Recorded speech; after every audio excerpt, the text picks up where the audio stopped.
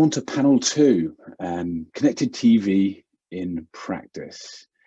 So this is looking at viewership and scale, and it's going to be moderated by the co-founder of Visnet TV, Stephane, and he's also representing IAB France as well. So welcome, Stephane.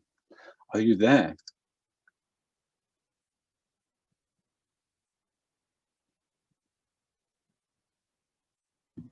Hello.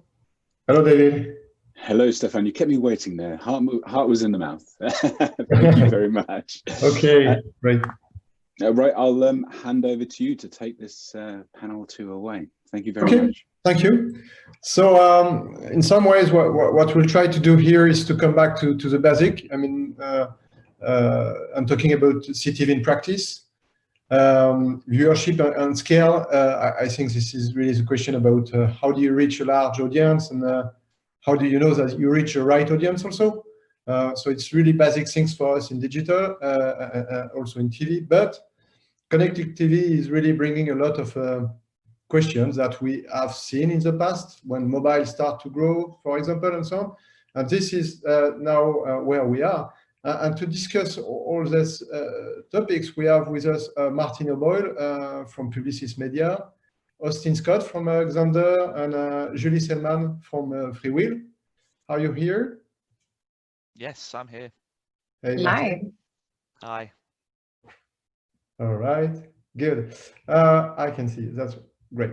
So I think that we need to go really to basic question like, what is the difference between connected TV and for example, in-stream video? So is there any differences? Is it technical? Is it price? Is it the way you buy it? What are the key things that are not a difference, and what are the big differences at this stage? So I don't know, Julie, you want to start? Yeah, sure. Hi, everyone. So yeah, I think, I mean, it was discussed a little bit in the previous panel. Ultimately, I think it's the premium nature of the content that's just different. It's that TV type content, the lean back experience where you're sitting on your sofa watching TV versus digital video, which could be you know, outstream or in-stream on other types of devices. And with that comes also things like, you know, completion rate and viewability. So I think in terms of how it's transacted, it could be in a similar way, but it's more the nature of how the user views and how they feel like what they're viewing is like TV, like traditional TV, rather than a video playing maybe on their phone or on their desktop or something like that. Okay, so it's really, from your point of view, it's really like you consume premium content on a TV devices, but you have access to digital advertising, and that's probably something that the user would not notice at some point. Exactly, exactly. Austin? Hi. Hello. Thanks for having me. Same question? Yeah, sure. I think that's pretty much the user experience element, the viewer experience element of kind of what connected television versus other streaming video brings to bear. But probably a big part that we've talked about as well was like the idea of what distinguishes it from linear, and probably the element around ratings and long form, short form, and is it on demand and is it live? I think the thing about in-stream video is it's kind of always naturally been on demand. So that part's very kind of a normal experience for the viewer. But when you take things that have typically been cemented in a time slot and a network and maybe even in a platform, and kind of have those become connected and at your fingertips and on your own time, that feels like the big difference. But it's definitely very different from, you know, when we started buying digital video and on exchanges 15 years ago. Okay, thank you. Martin, maybe I can ask you not exactly the same question. I've seen that you were a TV buyer in the past at Publicis, I guess. So from your experience in TV buying, what is the difference between connected TV and linear TV, traditional TV campaign? Yeah, so yeah, you're correct. So I used to be a TV buyer when I started out. I have worked across all media, including digital media. But when it comes to what the difference is between CTV and linear TV, I think CTV really is that sort of intersection between what we class as traditional linear TV and what we have worked in for the last 10, 15 years from a digital point of view, the digital ecosystem. So all of the benefits that we can get from the digital ecosystem. So enhanced targeting, addressability, automated buying. That's what the promise of CTV is bringing all of that to something that is traditionally very important for advertisers, the linear TV side of it, but also delivered on that big TV screen. So the ability to target content and that consumer on that big TV screen. I think it's really, really important to not forget the consumer's role in all of this. The reality is when someone goes to watch telly nowadays, they don't go, well, I'm going to go and watch a bit of CTV content, or I'm going to watch a bit of linear TV content.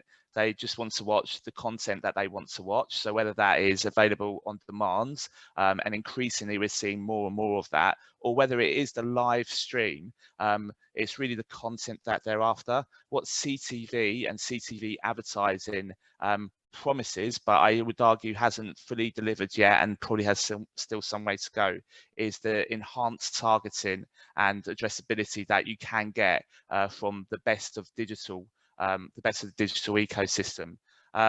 In terms of the linear campaign, though, the linear TV is still very, very important for advertisers, and it's still somewhere where you can get huge scale. And I would say that CTV, whilst very promising, still has some way to go in even achieving some of the scale. It's not yet a place where we could replace a linear TV campaign at scale with a CTV campaign. At best, at the moment, it's a supplementary in terms of driving additional reach to those harder to reach audiences that no longer watch as much linear TV. So I'm really thinking about the young audiences who have migrated to the streaming services quite significantly over the last few years.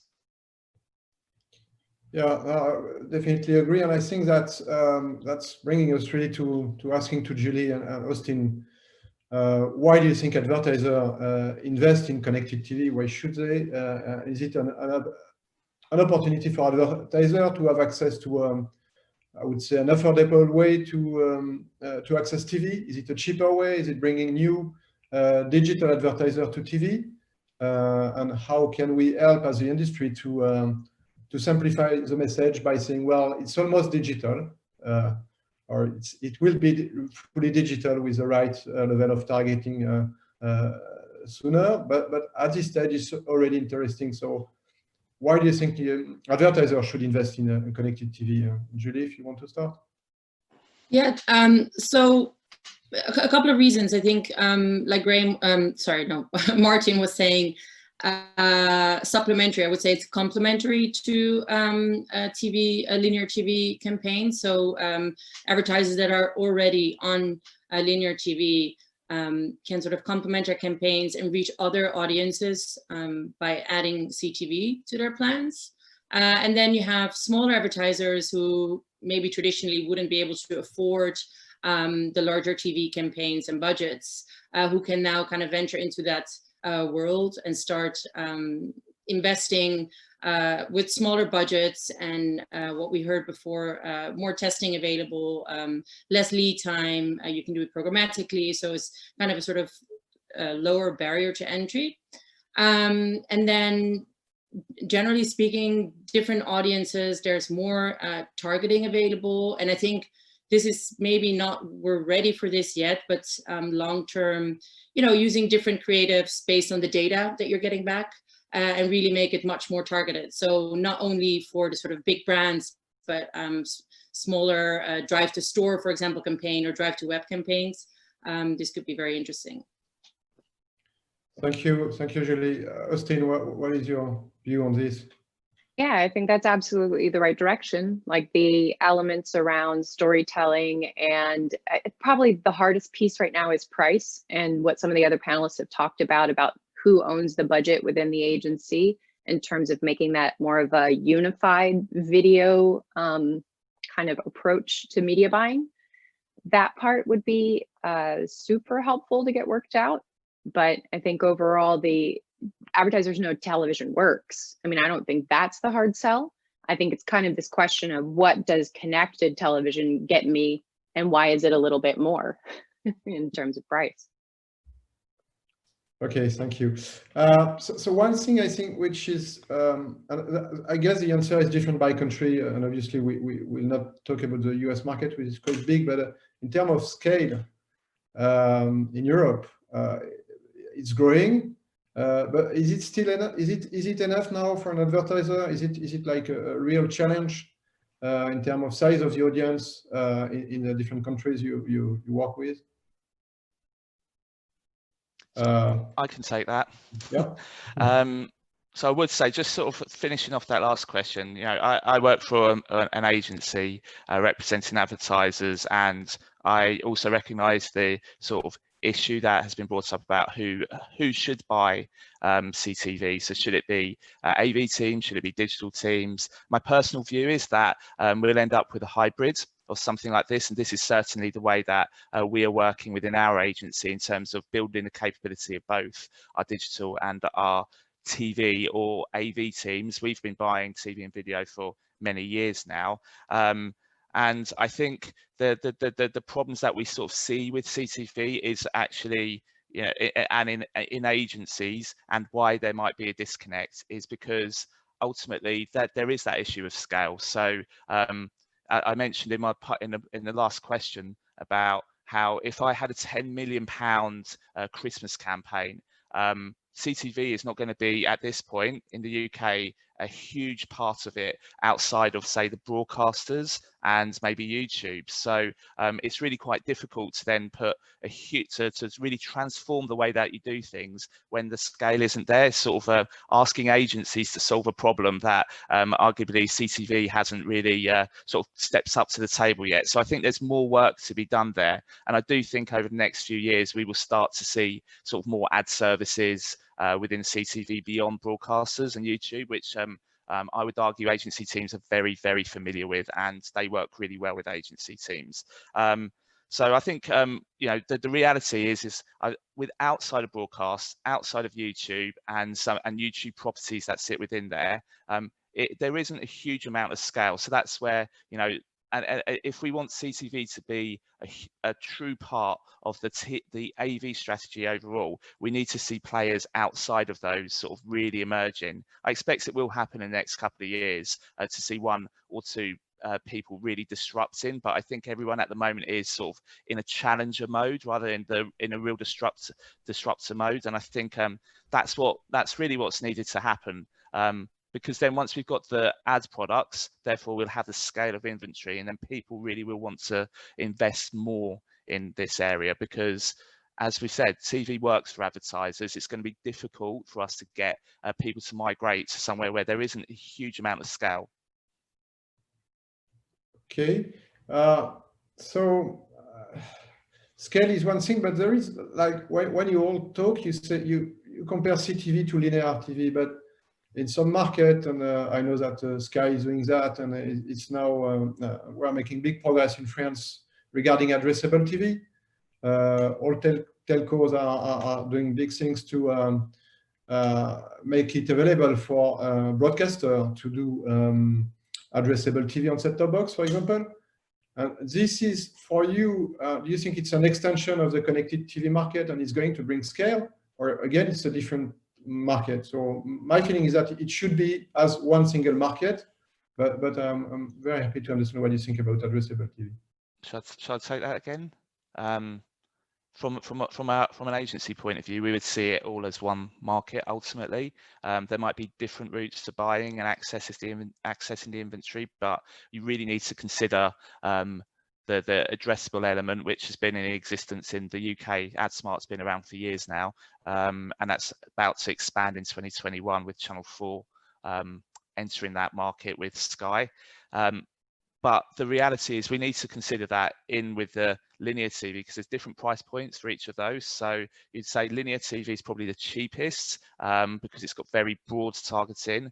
And then you've got addressable TV and also CTV, which I think is they're ultimately the same thing. When a consumer is looking to access content, they don't really differentiate between the two. It's just a method of delivery to get the ads in front of them.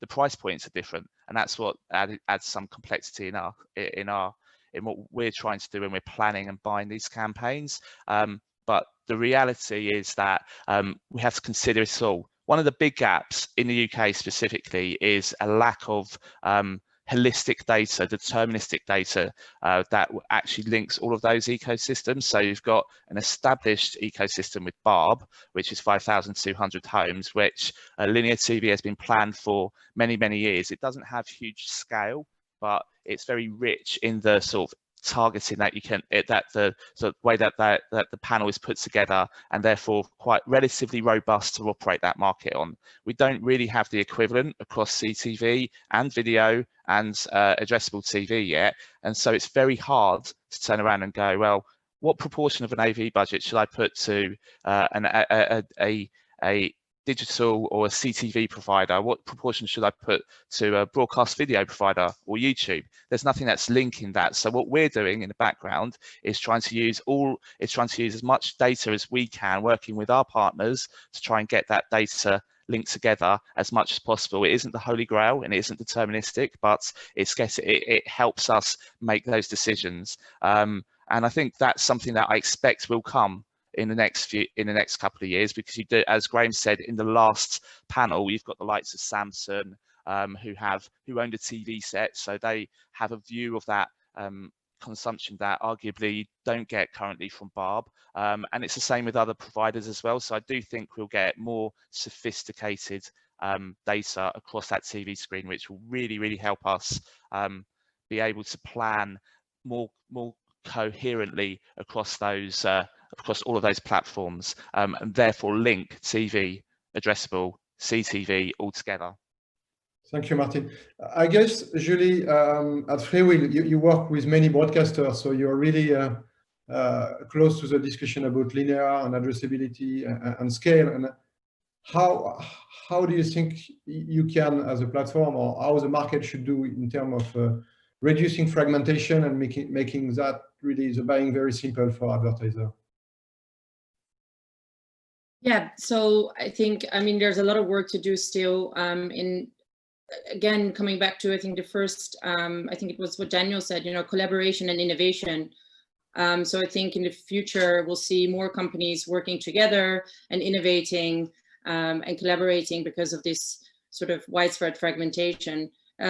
Also, I would say in terms of, our panel today, which is CTV and versus addressability, I think within CTV, not all CTV is actually addressable. So meaning we still need to do a lot on CTV itself as well, in terms of targeting and what data we can use and what insights we can get from there. And then to unify it with linear is really, the holy grail, like Martin said. All right. And Austin, what is your view, Xandr, on this? I think that the idea of convergence is one that's been really popular lately. So the idea that you can kind of have this one-stop shop plan across, it's challenging because you just butt up against other walled gardens. So from a buyer's view, convergence to me would be like talking about the audience that you can reach. And that's just not going to be true to the word if you can't kind of extend that into Instagram or, YouTube and stuff, in terms of trying to understand how the fragmentation is really impacting your media spend and where you're getting your return. So when we look at ways to collaborate and partner, I think that's really an important element. It's going to be the buyer and the seller kind of finding a way to collaborate, and then even the third parties that help fill the gaps, or AI to help kind of understand what else could have been reached. Reach and frequency is ultimately the cornerstone of TV. So making addressability and reach and frequency real across multiple silos is going to be the real holy grail. and combined with television. Right. So I guess it's we have some questions. So probably this is the last question, which is if you think that you have to predict something for the connected TV market in the next 12 months, what it is.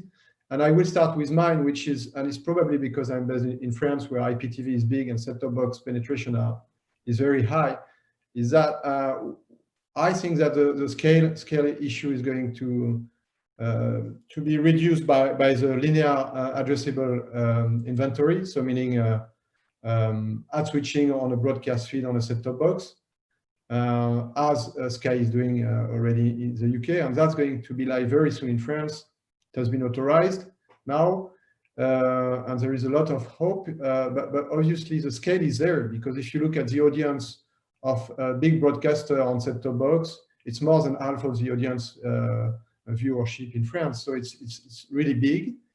And the question behind that is really now that it's going to be done, so segmentation is going to be good or not. And I think that the next challenge now is to work on data and how telcos, for example, and broadcasters are going to exchange data.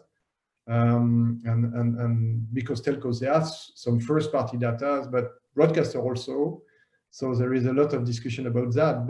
But it's going to bring a lot of opportunities in terms of segmentation and targeting in a very premium environment, because it will be on the premium content of the big broadcasters. So I believe that scale will come from addressable TV and set-top box in France, but that's my prediction for the next 12 months. But what do you think? And maybe Austin, if you want to start on this. I mean, I think the idea that television is not dead in Europe is really important to remember. And so the idea of scale, you're absolutely right. Wherever the viewers are, if the viewers are still majorly consuming on broadcaster video on demand, whether that's set-top box in France or an app in the UK, the elements of making things relevant and addressable and collaboration getting us there and regulation not impeding that, I think that the next 12 months will be very telling, because I think COVID has kind of pushed everyone indoors, and we've seen higher than ever, CTV transactions across the platform. So it's definitely growing. I agree with Martin that it's not at the scale that everyone would like, but it's a positive momentum.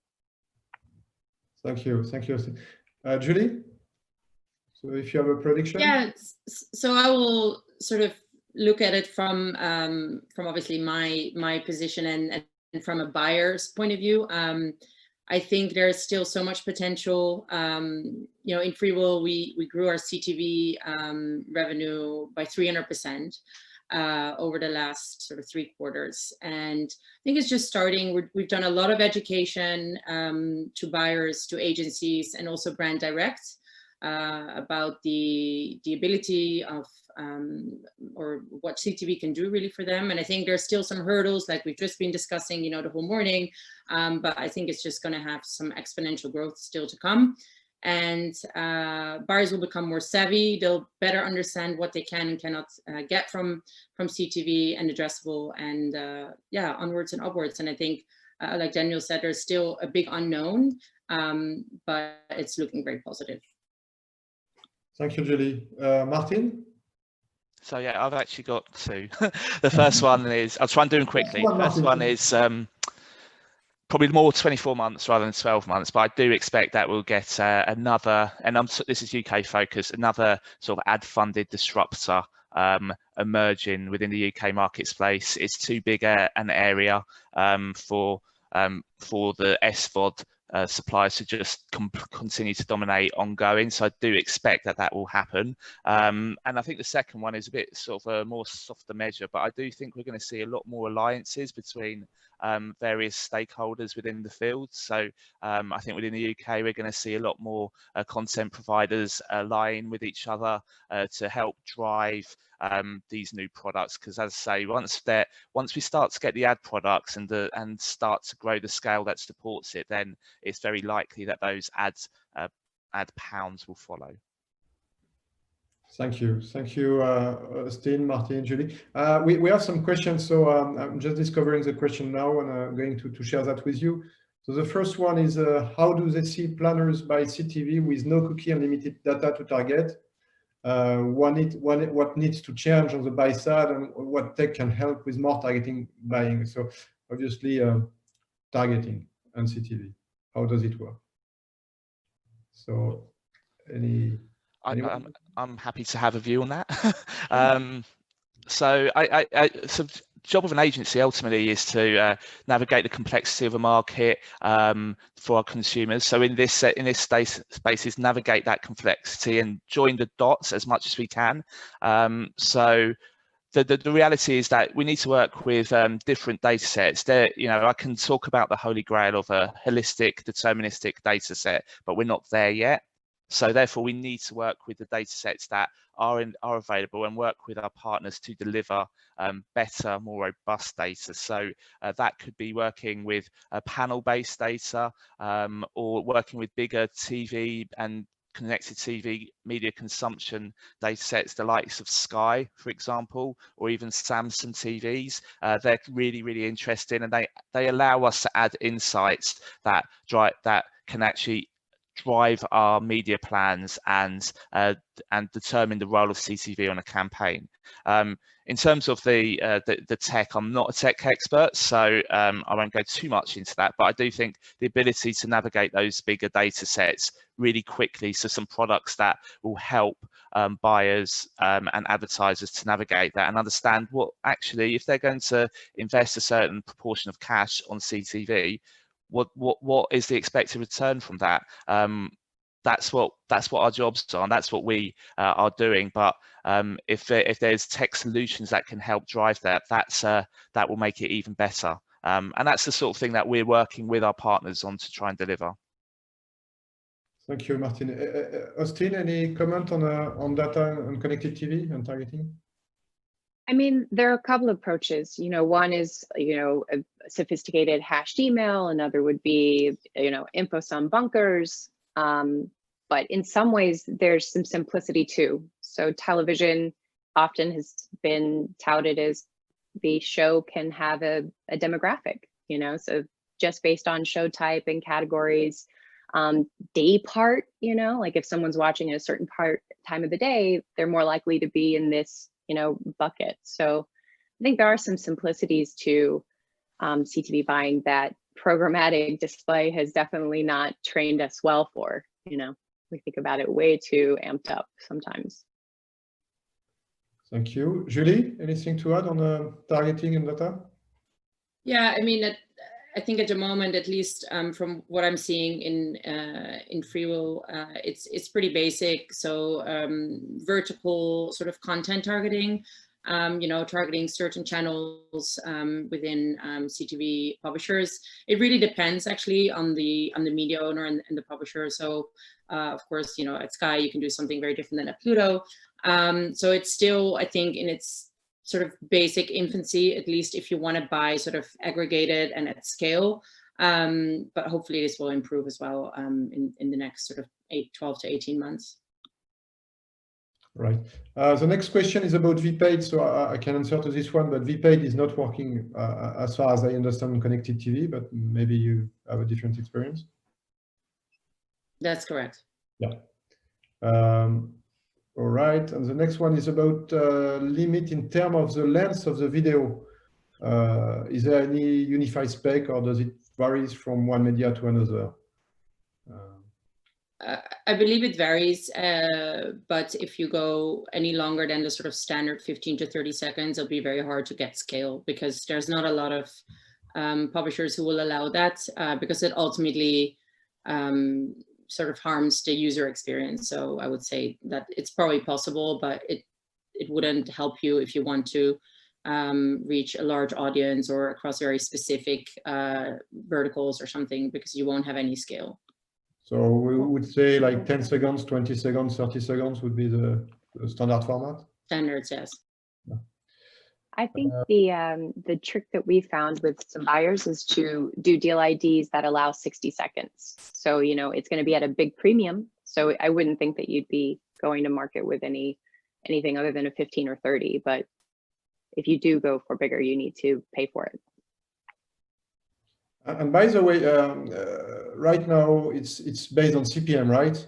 But is there a correlation between the duration and the CPM? Like you pay more for 15 seconds than 10 seconds, or? It differs. It differs across provider. Okay, so sometimes you can have a 30 seconds at the same price of 10 seconds. There are instances of that, yeah. Okay, so it shows that there is still a kind of a need of alignment probably at some point, and I think that publisher needs to understand that it's very important for the market and for advertiser to standardize as much as possible, not having the same price, but at least the mechanism behind the price, like duration, should be, I mean, they have to decide, but probably it makes more sense to pay more for 15 seconds than 10 seconds, but that's my concept. That's quite basic. You would pay more in linear TV. If you were doing a print ad, you'd pay more for a full page than you would for a half page. It's it's logic, isn't it? It is. And I think we have one last question, which I discover now. Would take example like Samsung and AdTech, SpotX, Freewheel, Xandr, for example, need to have equal ownership as a broadcaster? Do today in the future ratings? So the question is about rating system in a cross-media deterministic. So if a cross-media deterministic is a pass. So question in few words is about ratings, measurement. I mean, is it something that should be controlled by broadcaster or publisher? Or what the platform and the ad tech has to say in terms of measurement and rating? So I can start with that one. There is a project currently going on run by the WFA, the World Federation of Advertisers, their Origin project, which is designed to do this, to link everything together. I think one of the key things is having buy-in from all the stakeholders and you know, having all the right stakeholders there. So if you get to a world where it's too digital or too broadcaster focused, then it's not going to serve the purpose of what the aim would be. So the likes of say Samsung and ad tech providers being in there, they'd need to make sure they have a proper role within there in terms of what are they actually measuring? Are they measuring that content? And who's viewed what and also they would need to have, I'd say, would need to have some stake within that as well. If you've not got any skin in the game, then is it really going to be? Is it really going? Would it really work? So what we don't want is a world where you have, where we are today. Actually, you've got a really rich, established in the UK broadcast TV measurement platform, and then digital is done completely differently, often on a one-to-one basis, and there's no connective tissue between the two of those. So yeah, I think people would need to have equal interest within that. Okay, very clear. Julie, Austin, anything on this? I think it's a really curious question. The idea of who owns ratings, you know, like can grade your own homework and, you know, like all of that is definitely one that we haven't really gotten to. Like we're still stuck fixing how do we, you know, get the money to flow, and then this element of how do you get it to be measured, and then how do you make sure that that measurement would be, you know, fair, equal, unbiased. I think is very important, but I'm not sure exactly what is the path to making it that way. All right, Julie.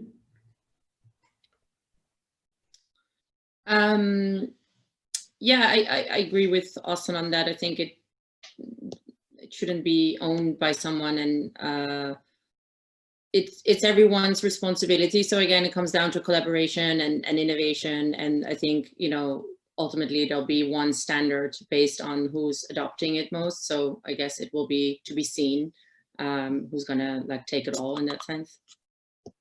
Okay, and very quickly, a last question is about media planning. Is it still something which is done for connected TV, or it's not like TV media planning? And the question is, are we still talking media planning with connected TV and viewer probability?